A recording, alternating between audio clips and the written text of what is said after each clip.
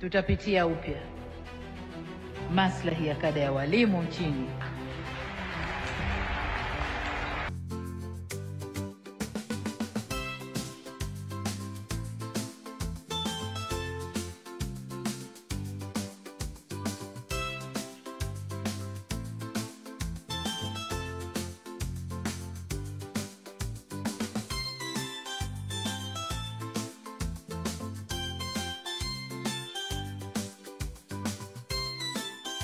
Kwa jina naitwa Mwalimu Rashidi Yahya Mdabwa, ni mwalimu wa sekondari kwa Matuku ambao ipo wilaya ya Handeni DC.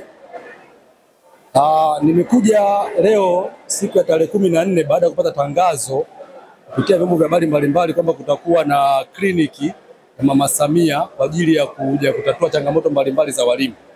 Na mimi ni mmoja wapo kwenye hiyo changamoto, kwani nilipanda daraja mwaka 2015 lakini mshahara ulibadilika mwezi wa 12 badala ya mwezi wa 7. Kwa hiyo na malimbikizo ya mshahara nao ya dai ya miezi 6.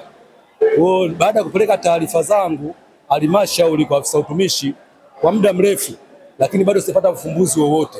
Hivyo siku ya leo nilipata fursa hii, nikaona nifike katika hii kliniki ili niweze kutoa changamoto zangu ili ziweze kutatuliwa.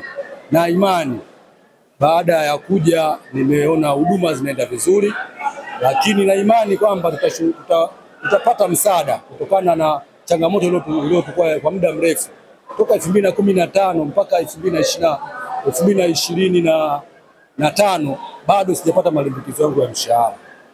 Kwa hiyo ndio maana nimekuja kwa ajili ya kwenda kusikiliza, je, hii kliniki itatatua changamoto zetu? Na cha kwanza naishukuru serikali kwa sababu wameona umuhimu wa walimu, lakini pia wamegundua kwamba kuna changamoto nyingi ambazo tunatendewa kwenye halmashauri zetu. Mtu unapeleka taarifa muda mrefu lakini ushughulikiwe changamoto zako. Kwa hiyo serikali naishukuru kwa fursa hiyo iliyotuletea, lakini pia naomba hizi changamoto ziendelee kutatuliwa mara kwa mara. Isikae muda mrefu, miaka 10, miaka 5 ndio wanakuja. Ili zoezi liwe endelevu kila mwaka, kila baada ya miaka 3, ili walimu wasiwe na changamoto, kwa sababu walimu wanafanya kazi kwenye mazingira magumu sana. Wana muda mwingi wapo darasani wanafundisha watoto. Leo hii aache kazi aende halmashauri kwa ajili ya kufuatilia madai yake. Kwa hiyo naishukuru serikali kwa hichi, lakini pia namshukuru sana rais wetu Mama Samia kwa kujali